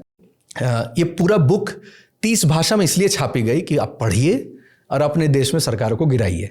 इसको पढ़ के आप सरकार गिरा सकते हैं। बिल्कुल। और इस बुक को पढ़ने के बाद 198 तरीके में जो प्रोमिनेंट है उसको ही मैं लाना चाहूँगा, क्योंकि इटसेल्फ वेरी बिग टॉपिक हो जाएगा। कि मेरे एक सीनियर ने मुझे कहा कि केजरीवाल मॉडल को थोड़ा ध्यान से देखो कि ये कैसे प्लेस किया जाता है, रमन मैग्सेसे अवार्ड मिलता है, वो मैग्सेसे जो फिलीपींस का व्यक्ति है, महान व्यक्ति है, उसके नाम पर एक एशियन नोबेल पीस प्राइज बनाया जाता है, जिसको रॉकफेलर फंड करता है, जो फिलैंथ्रोपिस्ट है ऑयल बेस्ड कंपनी का, और वो अवार्ड मिलता है और फिर वो स्थापित होता है और पहले दिन 22 कैमरा आ जाते हैं दिल्ली में। कोई भी प्रोटेस्ट पहले दिन 22 कैमरा कैसे आ जाएगा? उतना भी आप फेमस व्यक्ति नहीं हो, ठीक है, अन्ना हजारे का सपोर्ट लिया उन्होंने। तो रिजीम चेंज जो है एक फॉल्ट लाइन पकड़ के की जाती है कि इंडिया अगेंस्ट करप्शन, राइट? ऐसे विषय को लाओ, सॉल्व मत करो। देखिए वो गवर्नमेंट आई तो इस चीज़ पे उन्होंने क्या किया? कुछ नहीं किया। सर्वाइव कैसे किए? फ्रीबीज पे किए। मतलब डेमोक्रेसी में जैसे सर्वाइव करने का तरीका है, जो भी सोसाइटी पुअर है, वीक है, उसको आप कैसे जीत सकते हो इलेक्शन, वैसे किया उन्होंने। कोई इंडिया अगेंस्ट करप्शन को कंटिन्यू नहीं किया जो उन्होंने प्रॉमिस किया था। तो इससे पता चलता है कि एक रिजीम चेंज करवाया गया, ठीक है, उसका ग्राउंड था, फर्टाइल ग्राउंड था। ऐसा नहीं कि नहीं था, निर्भया केस हुआ, या ऐसा नहीं कि अचानक से कोई आएगा विचारों से सरकार गिरा देगा। लेकिन जो सरकार आएगी वो सॉल्यूशन नहीं लाएगी, उसको बस पावर चाहिए था। इसलिए उनका एक स्टेटमेंट जो कुमार विश्वास भी कहते हैं कि ये खालिस्तान को क्यों सपोर्ट करता था, क्योंकि ये कहता था कि अगर मैं पंजाब का चीफ मिनिस्टर नहीं बन पाया तो खालिस्तान या एक देश का प्रधानमंत्री मैं बन सकता हूँ। केजरीवाल, हाँ, तो पावर का जो भूख है, राइट, उसके लिए देश तोड़ दो, आइडियोलॉजी एक इधर से उधर चले जाओ।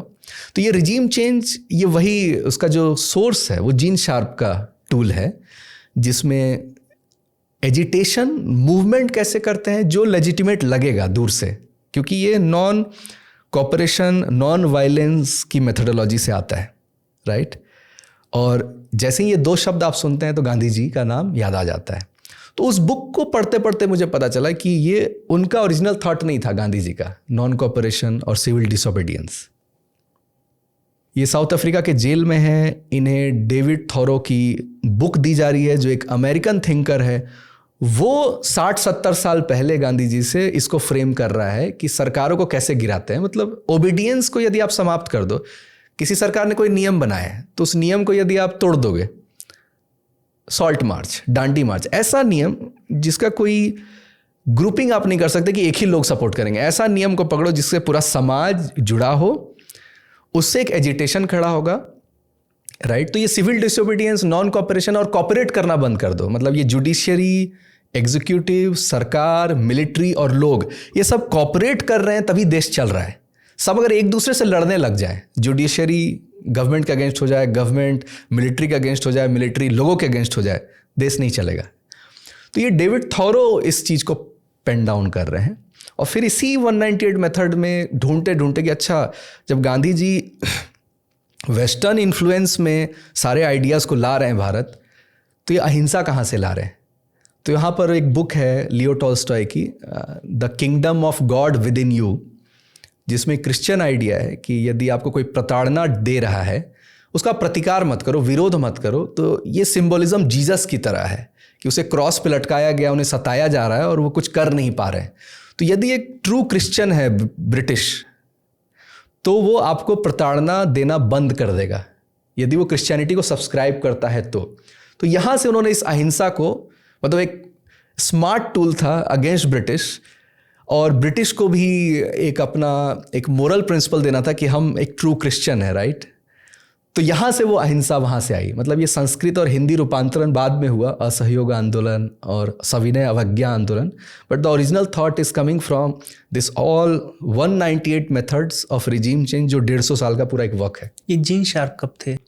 जीन शार्प तो चलिए कॉन्टेम्प्ररी, आज के समय के हैं, राइट। मतलब बट वो फैसिनेट बहुत कर रहे हैं, महात्मा गांधी को बहुत मानते हैं, क्योंकि नॉन वायलेंट मेथड को वो पेन डाउन कर रहे हैं, राइट। तो दुनिया में जिन्होंने भी काम किया है इस तरह का, उसको ये कलेक्ट कर रहे हैं अपने एक बुक में।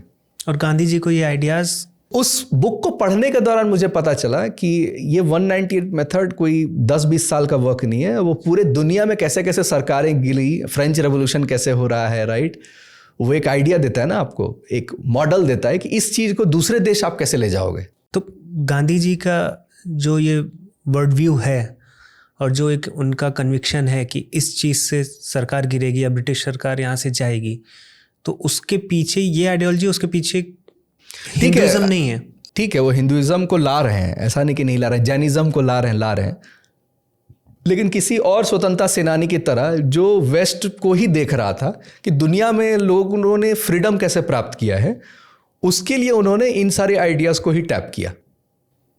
मतलब source of non cooperation and civil disobedience ये वहां से ही आता है। और उसके लिए कन्विक्शन भी तो चाहिए। मान लीजिए आपके पास कोई आइडिया आया भी और आपके रिलीजन से भी आया या धर्म से भी आया, तो वो काम करेगा कि नहीं, उसका मुझे लग रहा है जो कॉन्फिडेंस है, आई थिंक उसको ही बोला जाता है नैरेटिव बिल्डिंग।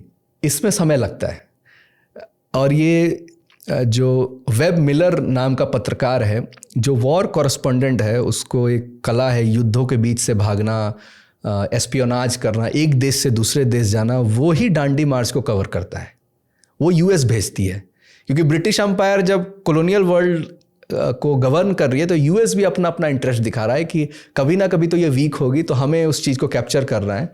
तो महात्मा गांधी का जो पूरा कवरेज है वो यूएस करवाता है।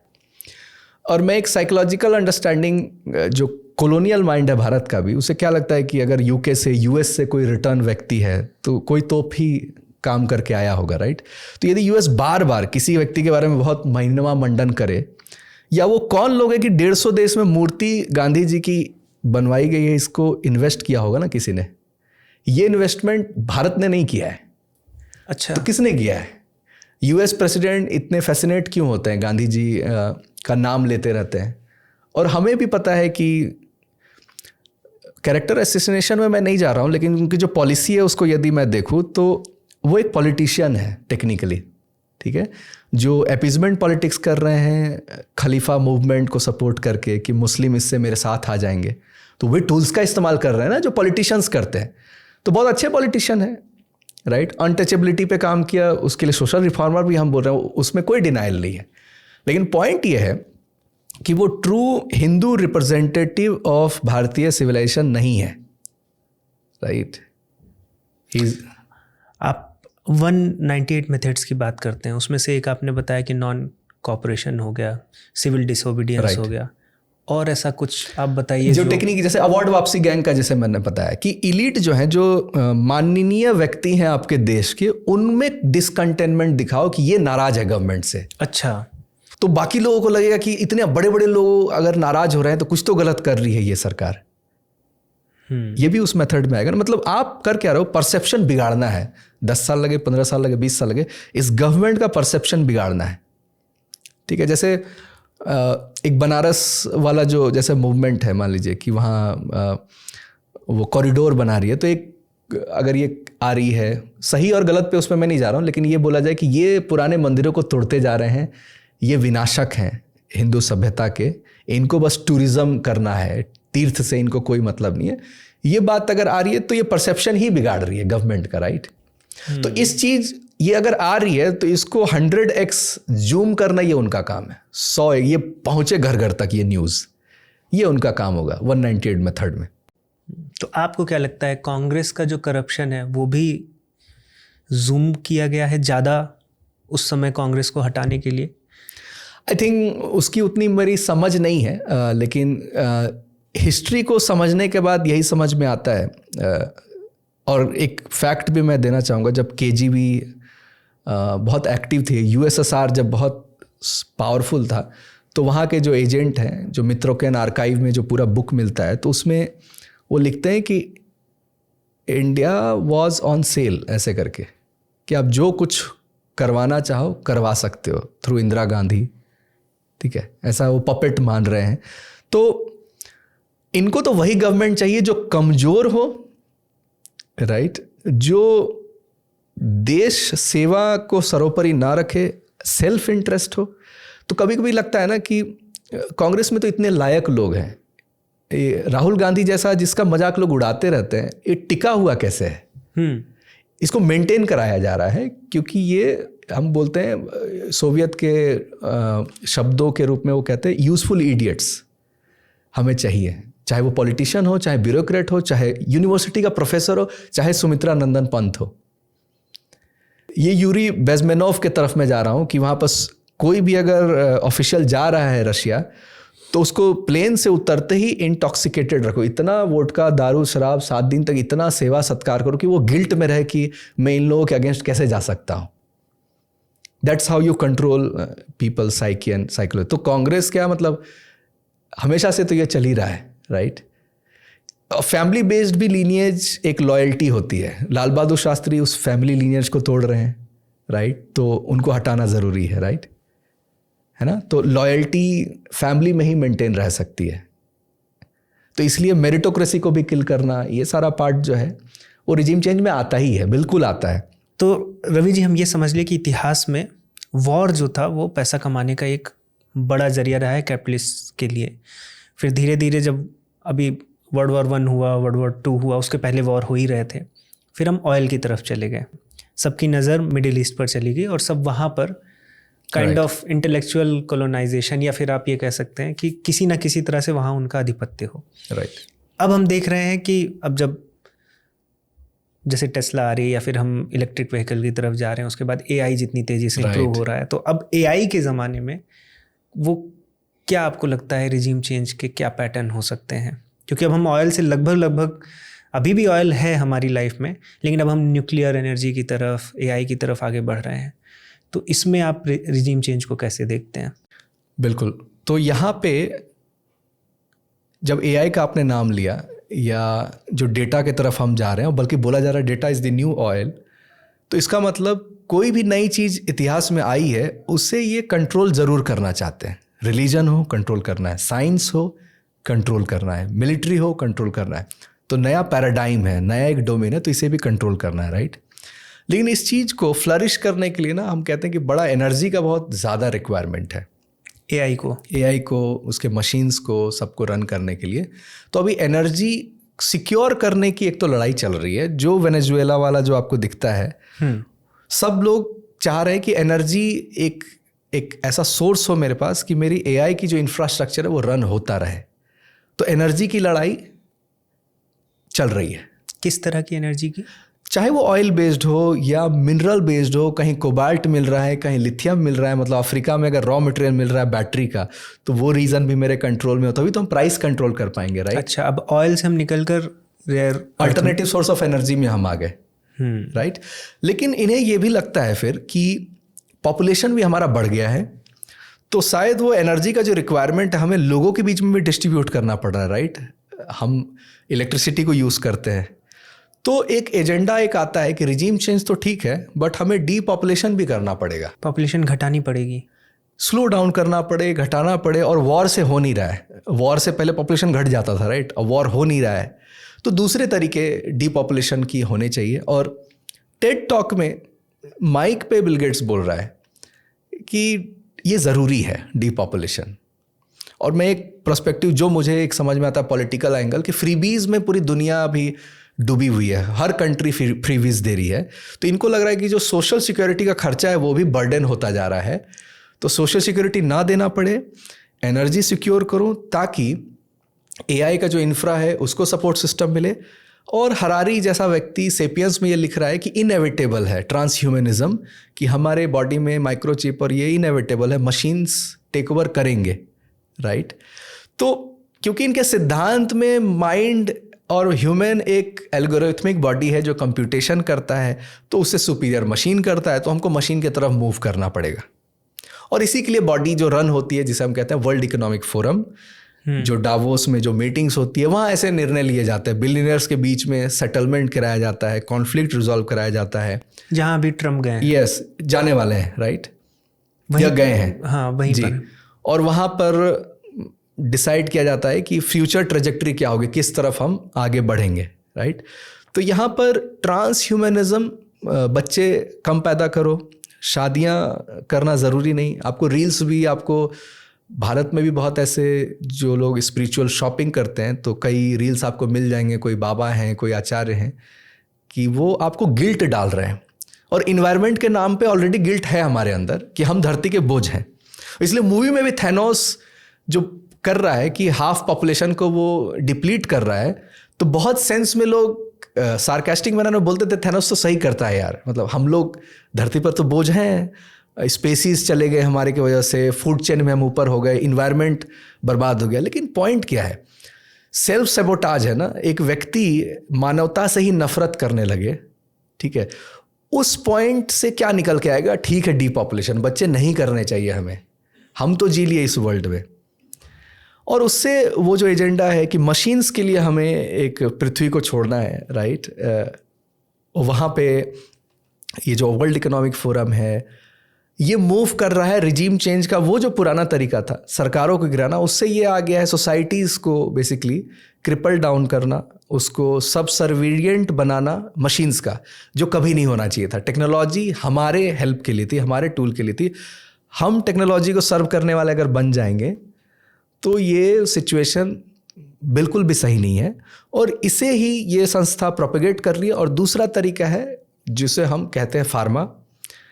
उसमें तो दो मॉडल भी है बेसिकली, जो ग्रीड और फियर बेस्ड मॉडल है और एक नेचुरल बिजनेस मॉडल है। मैं आपको एक पर्सपेक्टिव देता हूँ कि मैं लोगों को बोलूँ ऑर्गेनिक फूड खाना चाहिए, अपने आप आयुर्वेदिक लाइफस्टाइल जियो, समय पर उठो, ऋतुचर्या करो, दिनचर्या करो, इस पर 2 लाख रुपए साल का खर्चा करो।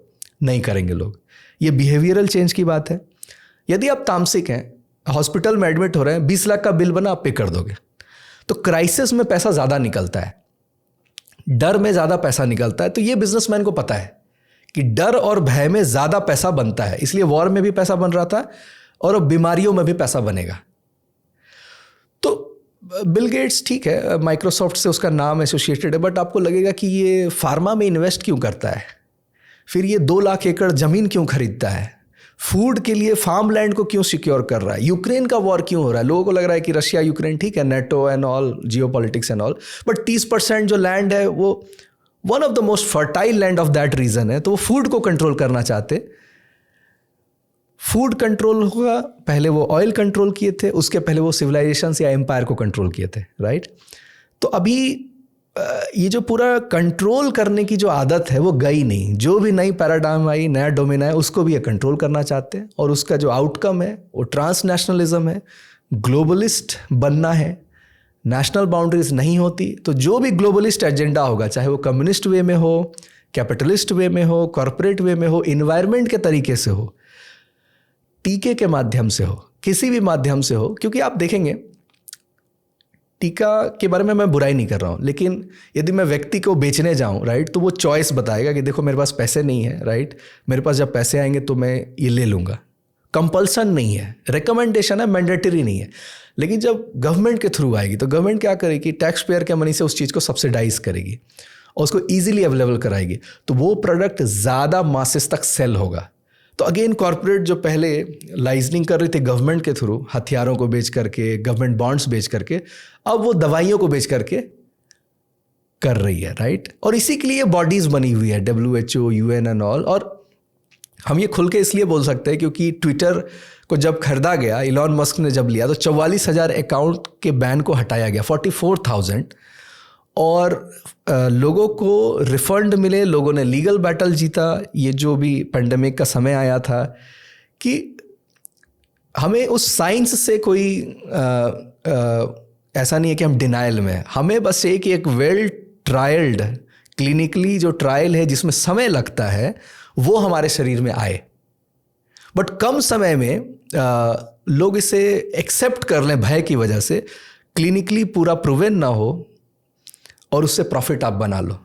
तो ये इससे भी प्रॉफिट जो बनाने का तरीका है, ये भी ट्रांसह्यूमनिज्म के तरफ ही है कि लोग मर जाएं उससे क्या फ़र्क पड़ता है, पैसे बन गए ना, और डीपॉपुलेशन भी हो गया। और मुझे एक बात याद आ रही है, जैसे मैंने कहा कि जो कल्चरल मार्क्सिज्म है उसको कैपिटलिस्ट ही सपोर्ट कर रहे हैं, उसी तरह जो LGBTQ, जेंडर बायस, ये सब जो हम देखते हैं मूवमेंट, ये भी हमें लगता है कि वोकिज्म ये सोसाइटी के अगेंस्ट है, कैपिटलिज्म को इससे क्या मतलब। बट जो भी एक्सपेरिमेंट हुए, मेडिकल एक्सपेरिमेंट्स हुए, ट्रायल्स हुए, राइट, उसका जो साइड इफ़ेक्ट आया, बॉडी में जो हार्मोनल चेंज आया, ट्रांसजेंडर्स की संख्या बढ़ी सोसाइटी में, राइट, कन्फ्यूज़न बढ़ा, तो ये प्रीडेटर ना बन जाए, तो इनको एक समाज चाहिए, इनको एग्जिस्ट करने के लिए। तो एक मूवमेंट खड़ा किया गया ताकि ये जो ट्रायल्स की वजह से ये बात बाहर आ जाएगी, राइट, तो उसके लिए सोशल मूवमेंट खड़ा किया गया और उसको एक नाम दिया गया कि इनको भी इक्वल अपॉर्चुनिटी सोसाइटी, समाज में जगह दी जानी चाहिए, राइट, सो दैट ये थ्रेट ना बने और उन तक लोग ना पहुंचे, उन तक आरोप प्रत्यारोप ना करें। अब मैं देखा ट्विटर पे श्रीधर वेम्बू जी व्यक्ति को लोगों ने मतलब डिबेट, तर्क कुतर्क, हर तरह से लोग पीछे पड़ गए, राइट। अब वो कह रहे हैं कि मैंने ये 1000 पेरेंट्स के साथ ये देखा है और वेस्ट में भी सब्सक्राइब करते हैं कई डॉक्टर्स कि ये सही तरीका नहीं है बहुत तेज़ी से कोई दवाई बना देना और लोगों के ब्लड में सीधा इंजेक्ट कर देना, राइट। उसमें लोगों ने कहा कि आप पहले 5 साल की पोस्ट डॉक्टरल करिए, MBBS बनिए, तब आप कमेंट करिए इस सेक्टर पे। और फिर मैं देख रहा था कि वही व्यक्ति एराटाई पे कमेंट कर रहे थे। तो यहाँ पे वो भी कह सकते थे कि पहले टेक्नोक्रेट बनिए, प्रोग्रामिंग सीखिए, कैसे एक प्रोडक्ट डेवलप होता है, तब आप क्रिटिसाइज करिए, राइट। तो एक तरफ क्रिटिसिज्म जो है वो सेक्रोसेंट हो गया कि नहीं कर सकते आप। और हम सभी को पता है कि बिलिंग बनती है, पैसा बनता है, लोभ एग्जिस्ट करता है, वो षड रूपों में आता है, हमारे अंदर होता है। भय से हम पैनिक डिसीजंस लेते हैं, ये हमें पता है। तो इसे कोई बिजनेसमैन जो कल्चरली रूटेड नहीं है, जिसको सभ्यताओं से मतलब नहीं, अपने लोगों से मतलब नहीं, क्यों नहीं अपना सकता? बिल्कुल अपना सकता है। गिफ्टिंग मैकेनिज्म हमें पता है, डॉक्टर्स को गिफ्ट देते हैं तभी उस दवाई को प्रमोट करते हैं, राइट। तो ये जो पैसा बनाने का जो तरीका है, post war economy, post oil economy, ये आए हेल्थ में, एग्रीकल्चर में, और अभी जो है एनर्जी को सिक्योर करने के लिए, क्योंकि AI के लिए पूरी दुनिया बनानी है और ये सब एक साथ इनको सपोर्ट में चाहिए। ऑयल से एनर्जी आती है तो ये भी आ गया उसमें, राइट। वॉर कराना चाहते हैं ताकि डोमिनेंस और हेजेमनी, जो छोटे छोटे वॉर्स दुनिया में चल रहे हैं, राइट। आइडियोलॉजीज पॉलिसी का पार्ट बने, वो एक्सपोर्ट करके भारत में भी आए, महाराष्ट्र की किसी यूनिवर्सिटी में पढ़ाया जा रहा है जेंडर इक्विटी क्या है, राइट। ये थ्योरीज अभी कहीं सोशल मीडिया पे मैंने देखा था कि जो टीचर्स उनके ट्रेनिंग प्रोग्राम में जेंडर फ्लूइडिटी आ गई, राइट। तो इसको क्या भारत मॉनिटर नहीं करता है कि क्या चीज़ें चल रही हैं, या भारत में भी वो ताकते हैं जो? बिल्कुल, लोगों को जेएनयू लगता है कि ये एंटी नेशनलिस्ट का गढ़ है, लेकिन मैं कई यूनिवर्सिटीज़ को जानता हूँ जहाँ पर सीरियस वर्क इसी पे काम किया जाता है, राइट। मैं नाम यदि लेना चाहूँ, जैसे अशोका यूनिवर्सिटी, लोगों को नहीं पता, राइट, कि वहाँ क्या पॉलिसी रिसर्च होती है, राइट। तो एक पॉलिसी कैसे आती है, भारत में अप्लाई कैसे होती है, कि उसके प्रति पूरा एविडेंस या एट्रोसिटी लिटरेचर पहले जमा किया जाता है। जैसे रिजर्वेशन अगर आती है तो उसके लिए कास्ट ऑपरेशन का पूरा डेटा होना चाहिए, 100 साल, 200 साल, 400 साल का, ठीक है, चाहे वो कम ही हो क्यों ना हो। पॉलिसी तब बनेगी एक डेटा आप प्रस्तुत करते हो। तो ये ढूंढते हैं कि कहाँ कहाँ ऑपरेशन छिटपुट कोई भी अगर हुआ हो, उसको कलेक्ट करना है, डेटा रिप्रेजेंट करना है, और फिर पॉलिसी मेकर्स को बताना है कि इसके बेसिस पर हमें पॉलिसी बनानी है। लेकिन वो एंट्री है एक सोवरेन स्टेट में बाहर का एक इंटरफेरेंस टेक्निकली, राइट। अगर कोई आइडिया जो दुनिया में फेमस है, ह्यूमन राइट्स, तो ह्यूमन राइट्स के नाम पर US आपको बोल सकता है डायरेक्टली, और बोलता ही है। और कोई रिपोर्ट आते रहते हैं, राइट, कि यहाँ पे माइनॉरिटी पे ऑपरेशन हो रहा है, क्रिश्चियंस के खिलाफ ऐसा हो रहा है। रिपोर्ट आप पूछेंगे नहीं बता पाएंगे, लेकिन वो रिपोर्ट पब्लिश करेंगे ताकि 100 साल बाद जब हमारी मेमोरी से चला जाए कि क्या हो रहा था, तो वो डॉक्यूमेंट बन जाए कि देखो 100 साल पहले पब्लिश हुआ था कि ऑपरेशन हुई थी, इसके बेसिस पर पॉलिसी बनाओ। That's how they frame, right, long term goal जो उनका पूरा है कि विक्टिमहुड को परपेचुएट करो और उसके हिसाब से एक आइडियोलॉजी को इम्प्लांट करो। पॉडकास्ट काफ़ी इंटेंस हुआ है और बहुत ढेर सारी चीज़ें हैं इसमें जानने को, समझने को, लेकिन जो एक सर्टेन एक अंडरलाइंग फिनोमिना जो हम समझ सकते हैं वो ये है कि जो पैसा है वो सब कुछ डिक्टेट कर रहा है, राइट। और उसमें भी जो US डॉलर है, जिसकी वजह से अभी US और ये जो सडन सत्ता परिवर्तन हम देखने लगे हैं। आपने एक डी डॉलराइजेशन की बात की थी कि अब डी डॉलराइजेशन करना चाहता है US, या ये हो रहा है, इस वजह से हम देख रहे हैं कि जहाँ जहाँ कॉन्फ्लिक्ट्स थे अब वो रिसर्फेस हो गए हैं और सत्ता परिवर्तन हो रहा है, या किसी तरह के कुछ ना कुछ कॉन्फ्लिक्ट हो रहे हैं। थोड़ा डी डॉलराइजेशन को और सिंपल भाषा में अगर हम समझ सकते हैं तो ये पॉडकास्ट की अच्छी क्लोजिंग होगी। ओके, तो इस विषय पर डॉक्टर अंकित शाह बहुत प्रखर रूप से इस विषय को रखते हैं, बहुत अच्छे से उस हिस्ट्री को स्टडी भी करते हैं, उस ट्रेल को। तो उनका एक बात कहना है, और इस बात से हम सभी सहमत भी होंगे, कि आप देखिए 71 जो ईयर है जहाँ पर US की ऑफिशियल पॉलिसी बनती है कि गोल्ड से पेग्ड करेंसी नहीं होगी, उसके बेसिस पर करेंसी का वैल्यूएशन नहीं होगा। मतलब पहले क्या होता था कि जितना आपके पास गोल्ड रिजर्व है उतनी करेंसी आप छाप सकते हैं, राइट। जो हमें लगता है कि ऐसी आज भी है, लेकिन ऐसी नहीं है, राइट? तो आप इनफाइनाइट प्रिंटिंग मशीन बना दिए, राइट? और फिर बोलेंगे ऐसे तो इन्फ्लेशन आ जाएगा, तो नहीं, क्योंकि आप दुनिया को कंट्रोल करना चाह रहे हैं तो आपका डॉलर को आप दुनिया में बांट चुके हैं, राइट? चाइना में है, इंडिया में है, जापान के पास है, सबके पास है। तो असर होगा तो इन्फ्लेशन पूरे दुनिया में रीडिस्ट्रीब्यूट हो जाएगा और कभी पता नहीं चलेगा कि कंट्री को कि कितना नोट आप छाप रहे हैं। तो आपके पास डंपिंग पैसा बहुत है, उसके लिए आप सब कुछ काम कर रहे हैं। अब डी डॉलराइजेशन जो जिस तरफ हम बात कर रहे हैं, उसके पहले यदि मैं एक उदाहरण दूं कि इसे हम कैसे फील कर सकते हैं कि क्या हुआ 71 में, तो हम ये अक्सर बोलते हैं, प्रायः बोलते हैं कि देखो हमारे जो पूर्वज थे, किसान थे, उन्होंने ज़मीन को खरीदा, उन्होंने इतने सोना पूंजी बनाया, और आज हम 2.5 लाख 2 लाख की सैलरी भी अगर कमा रहे हैं, राइट, हम प्रॉपर्टी नहीं खरीद पाते, गोल्ड उतना नहीं प्रोक्योर कर पाते, परचेजिंग पावर लगता है कि कम हो गया है। शायद वो 20,000 रुपये जो उस जमाने का था वो अभी का 2 लाख है, ठीक है, वो तो हम समझते हैं, लेकिन परचेजिंग पावर उसी मनी का घट चुका है। हम ज़्यादा पैसा बहा रहे हैं और प्राप्त बहुत कम कर रहे हैं। और यदि इसको मैं बार्टर सिस्टम में शिफ्ट करूँ, जब हम धान चावल से चीज़ों को खरीद रहे थे, विनिमय वस्तु की, एक सामान के बदले दूसरा सामान, तो वो रियल पेग्ड करेंसी जैसी थी, वो रियल वैल्यू पे एसोसिएटेड है। और कभी कभी आपको अजीब लगेगा सुनने में कि यहाँ से मसाले खरीदने के लिए लोग सोना देते थे, इसलिए हमारे मंदिरों में इतना सोना है। हमने जो ट्रेड किया सिल्क में, टेक्सटाइल में, फूड में, और भी जो भी चीज़ें, मिनरल्स में, उसका वैल्यूएशन बहुत ज़्यादा था। उसके बदले उन्होंने गोल्ड दिया और गोल्ड हमारे पास जमा होता गया, सोने की चिड़िया। हमारे पास जो रिसोर्सेज थे इंडिया में वो ज़्यादा वैल्यू, उसकी वैल्यू ज़्यादा थी, उसकी वैल्यू हमने बनाई, इसलिए हम अमीर थे। राइट। अब यूएस के पास क्या है? सॉफ्टवेयर है, टेक्नोलॉजी है, राइट?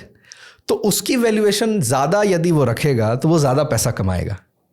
अच्छा, मतलब जिस कंट्री के पास जो रिसोर्सेज हैं ज़्यादा, अगर उस पर पूरी दुनिया चलने लगे तो ऑब्वियसली वो अमीर हो जाएगा।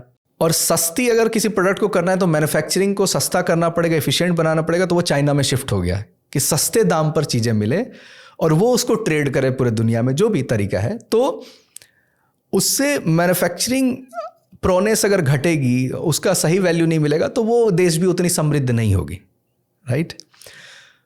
यदि मैं खेती पे आज भी बात करूं, अगर खेती को समृद्ध बनाना है तो उसका रियल वैल्यू पे वो प्रोडक्ट आना चाहिए। सबसे पहली बात, अगर धान मैं उगा रहा हूं तो पानी का दाम हम नहीं जोड़ते, राइट?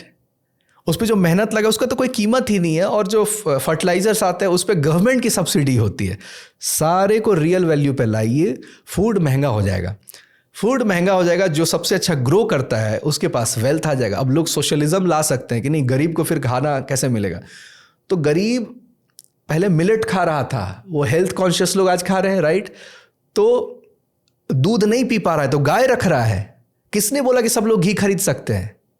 उसको सस्ता क्यों करना, सबके लिए उपलब्ध कराने के लिए। इससे आप तो फार्मर को गरीब बना रहे हैं, इससे पूरे देश को आप गरीब बना रहे हैं। तो जो भी आप प्रोड्यूस कर रहे हैं, ठीक है, इंटेलेक्चुअल प्रोनेस अगर प्रोड्यूस कर रहे हैं तो वो उसकी वैल्यू अगर ज़्यादा है, राइट, तो वो ज़्यादा कमाएगा।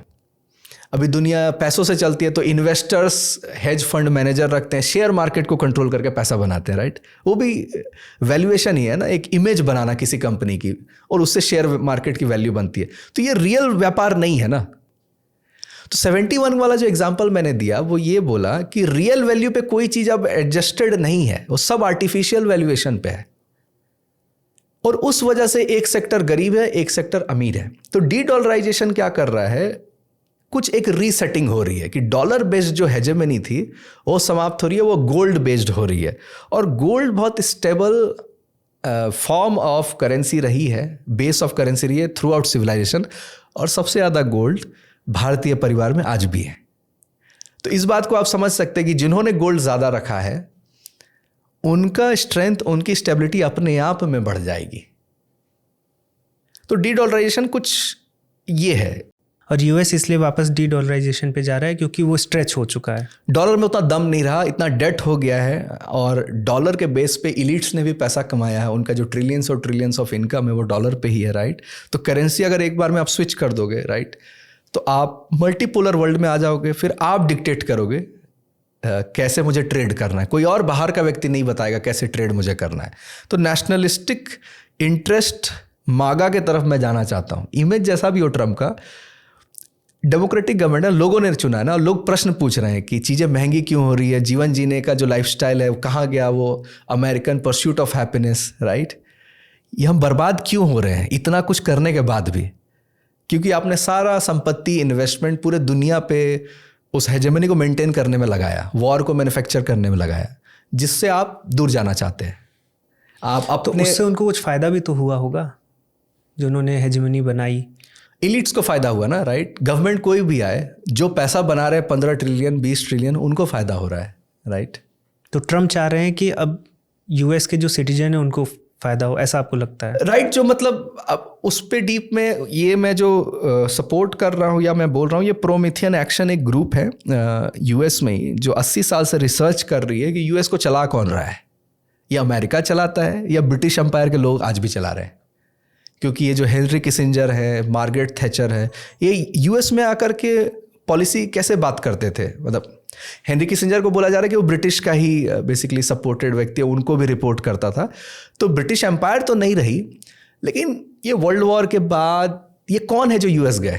ब्रिटिशर्स ही गए ना, या यूरोपियन लोग गए। और वो लोग गए जो इमिग्रेंट्स हैं, जो धरती से दूर चले गए, अपने कल्चर से दूर चल गए, जिनको मतलब अब सिर्फ पैसे से है, राइट। क्योंकि वो अपने देश के अब है नहीं, अपने हैं, और यूएस से फिर उनको क्या लेना देना। तो और इनफैक्ट मैंने ये भी सुना था कि कनाडा और ऑस्ट्रेलिया तो अभी भी ब्रिटिश, राइट, वो तो प्रॉक्सी है ही। आप खालिस्तान से ही समझ सकते हो, खालिस्तान मूवमेंट कनाडा में है, राइट।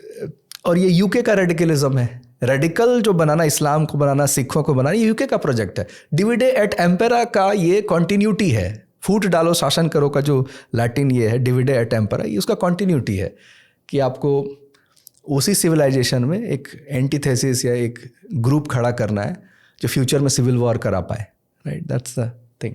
तो बहुत फूड फॉर थॉट्स हमारे दर्शकों को इस पॉडकास्ट से मिला है, और मैं चाहूँगा कि ऐसे विषयों पर और भी आपसे चर्चा हो, क्योंकि 1 घंटे 1.5 घंटे में हम जस्टिफाई तो बहुत ज़्यादा इस टॉपिक को नहीं कर सकते, लेकिन जितना आप नुआंसेस हैं और जो बारीकियां हैं बहुत अच्छे से हमने डिस्कस की हैं और चीज़ों को समझने का प्रयास किया है। और मोटा मोटा क्रक्स यही निकला है कि रुपए ही या मनी ही या वेल्थ ही डिक्टेट करती है, और जो एक हेजेमनी की एक चाहत है और वो किस तरह से होगी, और हर एक एक्टिविटी अगर वो कुछ वेल्थ बना कर दे रही है तो वो राइट, मतलब डेमोक्रेसी, ह्यूमन राइट्स, ये सब ना एंड नहीं है, ये मीन्स है।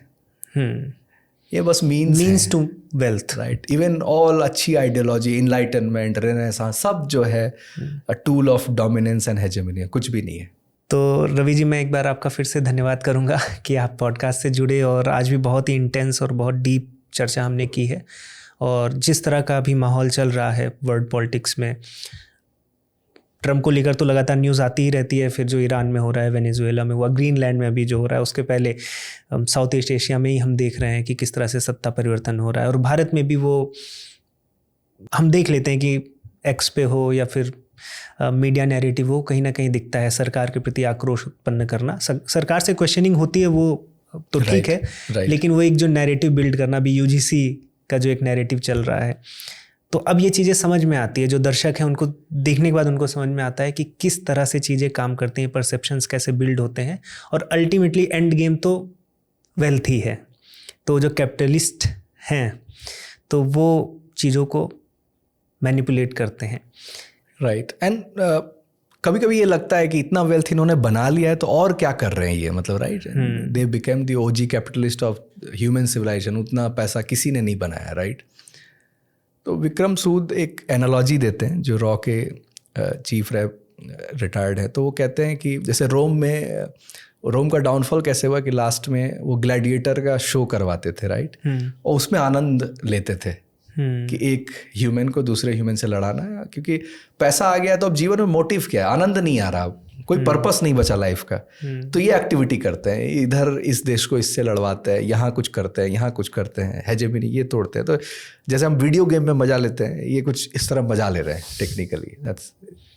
That's what he gives as an analogy. तो इसी नोट पर, इसी के साथ इस पॉडकास्ट को यहीं पर समाप्त करते हैं। आपका बहुत बहुत धन्यवाद रवि जी। आपको भी नमस्ते। नमस्ते।